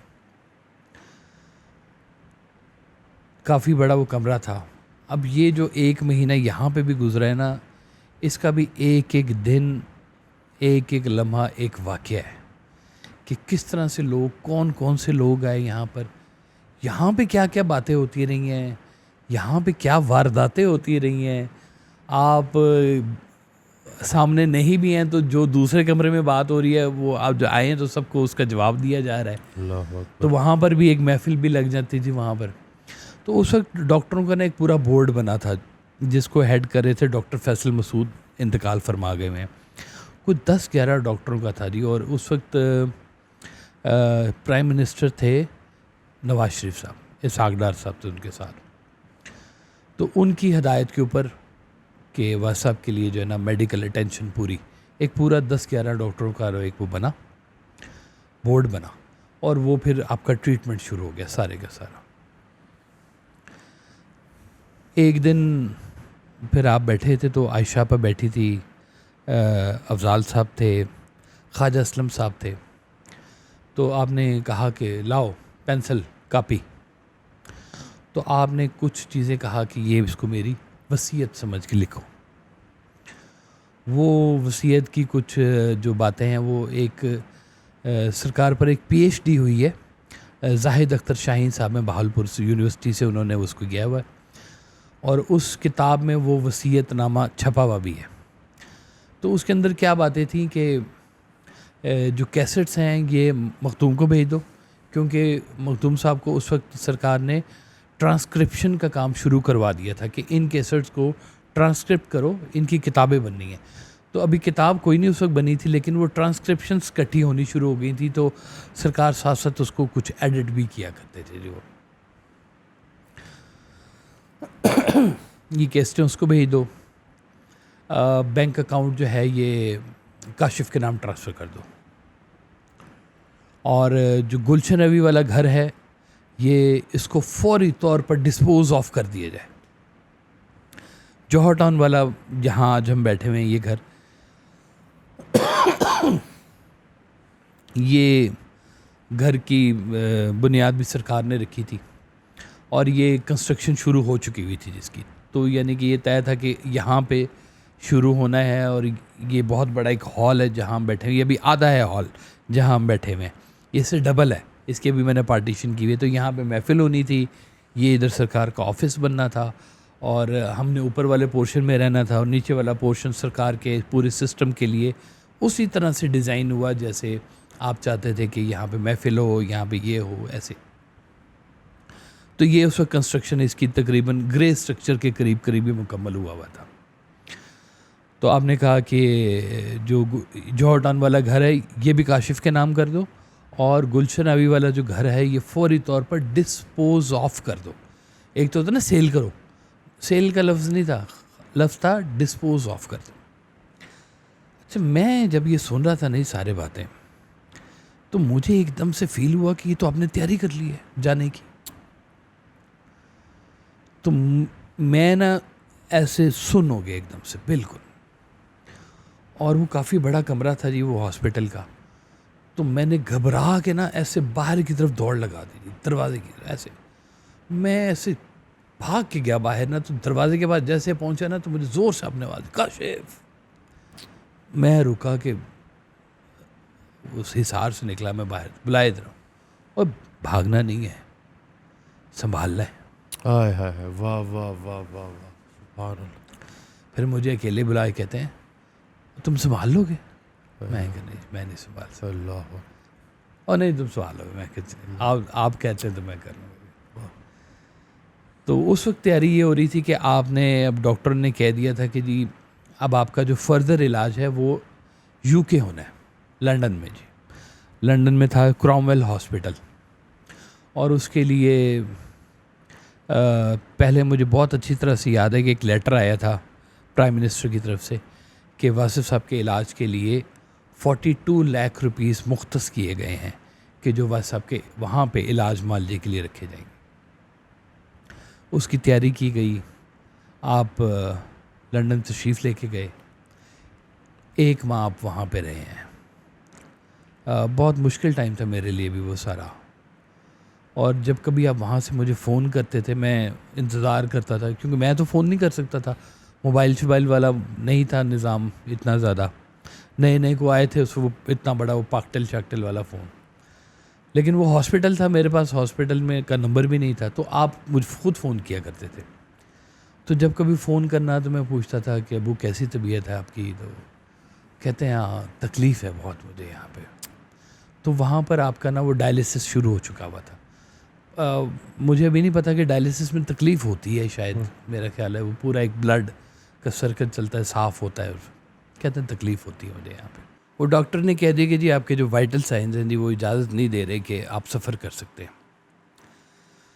تو آپ نے سیکنڈ ڈے ڈاکٹر کو بلایا کہ آج چیک کرو. ڈاکٹر نے چیک کیا تو اس نے کہا جی آپ کے وائٹل سائنز تو سارے ٹھیک ہو گئے, آپ ٹریول کر سکتے ہیں. تو وہ پھر سفر کا ارادہ ہوا, اب تشریف لائے.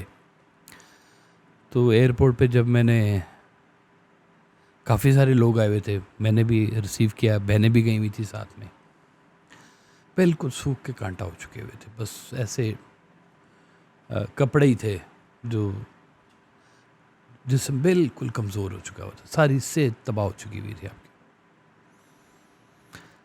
گھر آئے, وہاں سے جب نکلے ایئرپورٹ سے, گلشن والے گھر میں پہنچے ہیں تو اندر نہیں گئے. وہ کہتے ہیں نہیں ادھر نہیں, مجھے دوسرے گھر لے چلو.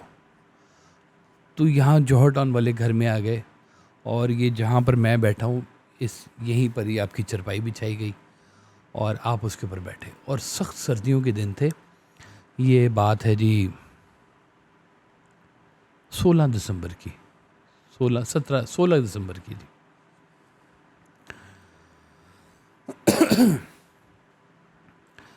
سولہ دسمبر کو جناب پھر ہم گھر چلے گئے جی. یہاں پہلے آپ بیٹھے رہے, اور عائشہ آپا نے کمبل دینے کی کوشش کی, تو آپ نے کہا کہ نا کمبل نہیں چاہیے, تو سنگل شرٹ میں بیٹھے ہوئے تھے, سخت سردیاں. اور یہ گھر گرے اسٹرکچر بالکل سارے کا سارا. تو آگ جلائی گئی یہاں پہ تھوڑی دیر کے لیے کہ آپ کو تھوڑی تسلی ہو, آپ گھنٹہ 1-2 بیٹھے یہاں پہ. اس کے بعد کہا چلے. پھر ہم یہاں سے گھر گئے, تو گھر آپ نے کچھ ٹائم فیملی کے ساتھ گزارا, پھر کچھ ٹائم آپ نے اپنے جتنے تھے آپ کے چاہنے والے ان کے ساتھ گزارا. نیکسٹ ڈے جو تھے آپ پھر شیخ زاید ہاسپٹل میں ایڈمٹ ہو گئے. اچھا, میں بھی انہی دنوں میں شیخ زاید میں ایڈمٹ تھا, اور میں نے سرکار کو بتایا ہوا نہیں تھا. میرا تھا ہرنیے کا آپریشن تھا, اور وہ بھی ڈاکٹر نے مجھے کہا کہ جی اب ضروری ہو گیا کہ اب آپ ہرنیے کا آپریشن کروا لیں. تو میں اوپر والے فلور پہ ایڈمٹ تھا, سرکار نیچے والے فلور پہ ایڈمٹ تھے. وہ جو ٹائم تھا نا جی, وہ جو 24 گھنٹے پھر وہاں پہ ہمارے گزرے جی. تو شام میں سارے احباب کھڑے ہوئے, تو آپ نے فرمایا کہ وہ کون سا شعر ہے, محبت کرنے والے, تو افضال صاحب نے پڑھا کہ جی محبت کرنے والے کم نہ ہوں گے تیری محفل میں لیکن ہم نہ ہوں گے. تو آپ نے فرمایا ہم تو ہوں گے. سبحان اللہ, سبحان اللہ. تو وہ ہیں, اب آج بھی ہیں, آج بھی ہم بالکل ہے, سبحان اللہ, الحمدللہ. ان کا تصرف آج بھی محسوس ہوتا ہے. پھر رات کا ٹائم آیا, تو رات کے ٹائم پہ مجھے موقع ملا اکیلے بیٹھنے کا, اور میں نے چھپایا ہوا اپنی طرف سے کہ جی صبح میرا آپریشن ہے. تو میں نے نہیں بتایا ہوا کہ میں ایڈمٹ ہوں اوپر والے پورشن میں, تو صبح میرا بھی آپریشن ہے, تو آپ بھی ادھر نیچے ہیں. تو مجھے اکیلے میں بٹھا کے نا پھر آپ نے میرا ایسے ہاتھ پکڑ لیا. میرا ہاتھ پکڑ کے مجھے کہتے ہیں کہ مجھے وہ سناؤ, ایک آپ کی غزل ہے, نظم ہے, کیا ہے, کون کسی کا اس دنیا میں کس نے پریت نبھائی, اپنی ذات میں گم ہیں سارے, کیا پربت کیا رائی, کالا سورج دیکھ کے کالی رات نے لی انگڑائی, اپنی راہ میں حائل ہو گئی آنکھوں کی بینائی, پتے ٹوٹ گئے ڈالی سے یہ کیسی رت آئی, مال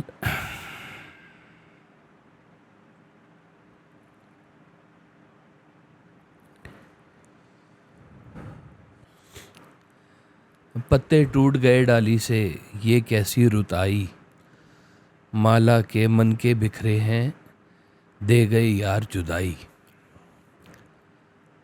ایک چہرے میں لاکھوں چہرے، ہر چہرہ ہر جائی، اللہ اکبر. جھوٹا میلا انت اکیلا، جھوٹی پیت لگائی، سانس کی آری کاٹ رہی ہے صدیوں کی پہنائی، ہستی کے بہروپ میں واصف موت سندیسہ لائی. اللہ اکبر. یہ آپ نے میرا ہاتھ پکڑ کے سنی ساری مجھ سے، اور اس کے بعد آپ نے میرے ہاتھ پہ بوسہ دیا، میں نے آپ کے ہاتھ پہ بوسہ دیا، اور پھر آپ نے فرمایا کہ چلو شاباش، ٹھیک ہے اب تم جاؤ. تو میں نکلا، اپنے کمرے میں چلا گیا. وارڈ میں ایڈمٹ تھا میں. صبح شروع ہوئی تو میں نے پوچھا کہ طبیعت کیسی، انہوں نے کہا ہاں طبیعت ان کی بہتر ہے. تو دوپہر سے پہلے مجھے وہ آپریشن تھیٹر میں لے گئے ہوئے تھے، اور وہ سیڈیشن مجھے بے ہوش کر دیا گیا، اور میرا وہ آپریشن ہوا. تو جس وقت میرا وہ آپریشن ہو رہا تھا تو عصر کا وقت تھا جی. تو عصر کے وقت سرکار کا پھر وصال ہو گیا. اور مجھے نہیں ہے پتہ، میں تو ظاہری طور پر تھا ہی نہیں یہاں پر. رات کے کسی پہر میں میری آنکھ کھلی درد سے، تو میں نے پوچھا کہ ابو کی طبیعت کیسی ہے؟ تو انہوں نے کہا ہاں ٹھیک ہے. تو میں پھر سو گیا. ساری رات مجھے وہ انجیکشن بھی پین کلرز لگتے رہے. تو صبح میں اٹھا تو میں نے پھر پوچھا، میں نے کہا جی طبیعت کیسی ہے؟ انہوں نے کہا ہاں طبیعت ٹھیک ہے. مجھے کوئی بتایا ہی نہ بات کوئی. تو میں نے کہا اخبار آج کا کہاں ہے، مجھے آج کا اخبار دے دو. تو انہوں نے کہا جی آج کا اخبار نہیں آیا. میں نے کہا نہ عید نہ شب رات، آج کا اخبار کیوں نہیں آیا؟ کیونکہ سارے اخبارات آپ کی خبر سے بھرے ہوئے تھے. تو دوپہر کے وقت میرے کزن ہیں خالد بھائی، وہ اور ایک اور کزن میرے تشریف لائے، اور انہوں نے مجھے پھر آ کے بتایا کہ کل سپہر میں سرکار کا وصال ہو گیا. تو وہ انہوں نے کہا کہ ابھی تھوڑی دیر بعد جنازہ ہے، تو ایمبولینس کا بندوبست کیا ہے، تو آپ نے جنازے پہ جانا ہے.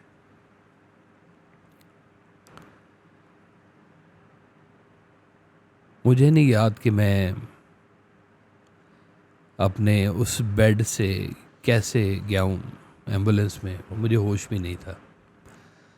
میری جب آنکھ کھلی ہے تو میں میانی صاحب قبرستان کی جنازگاہ میں تھا. تو آپریشن بالکل ابھی گیلا ہی تھا میرا، تو سرکار کا جنازہ آیا ہوا تھا وہاں پر.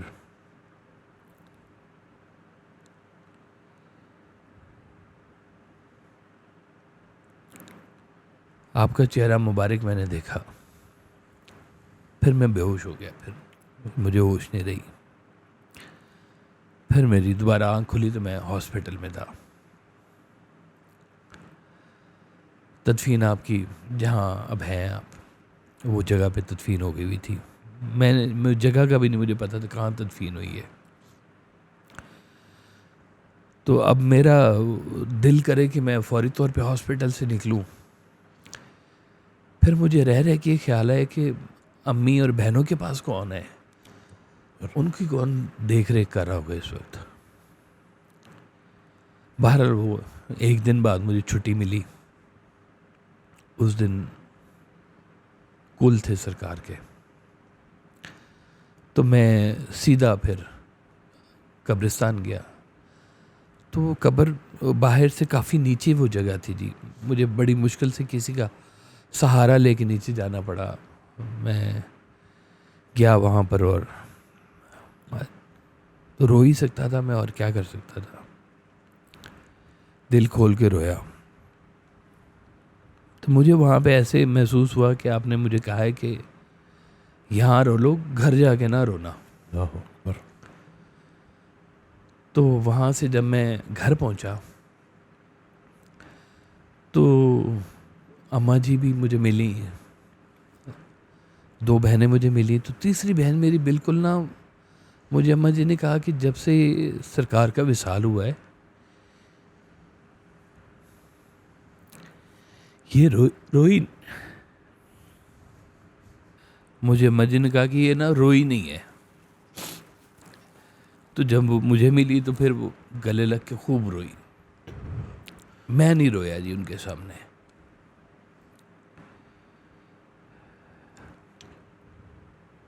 پھر سرکار کا اگلے دن کل ہوا جی, اور وہ اس پر پھر میری دستار بندی کی گئی کہ میں اب اس گھر کا بڑا ہوں. کافی بہت دنیا آئی ہوئی تھی جی. بس پھر اس کے بعد ایک اور زندگی پھر شروع ہو گئی,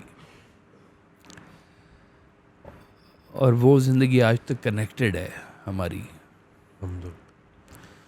ہمارا ہر لمحہ, ہر دن اسی یاد میں گزرتا ہے. شاید زندگی کا یہی میرا سب سے بڑا خزانہ ہے. اللہ اکبر, اللہ اکبر.